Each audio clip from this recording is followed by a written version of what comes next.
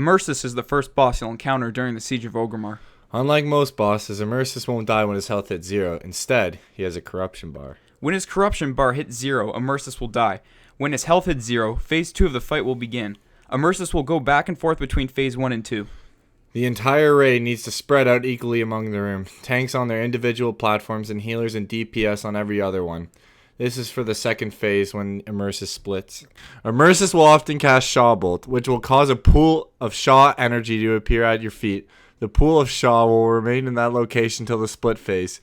If you stand in the Shaw pools, you're going to take approximately 12,000 to 20,500 damage, depending on the raid difficulty. Immerseus uses other abilities called Swirl. Many swirls will circle around the room like big moving geysers. If you get hit by one of the swirls, you're gonna take damage and get tossed up like a fucking salad.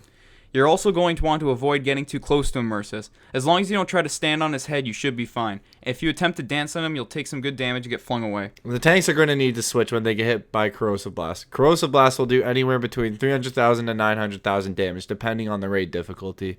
When a player is hit by Corrosive Blast, they get a debuff that causes them either take 100% extra damage from the next Corrosive Blast on looking for raid, 200% on flexible raid, and 300% for the rest. The DPS need to do as much damage as possible while Immerseus is in Phase 1.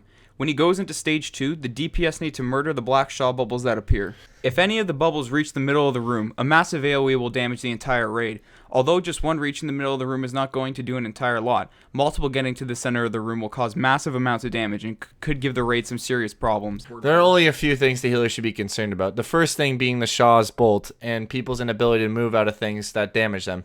How many times do we have to say get out of the damn fire, right?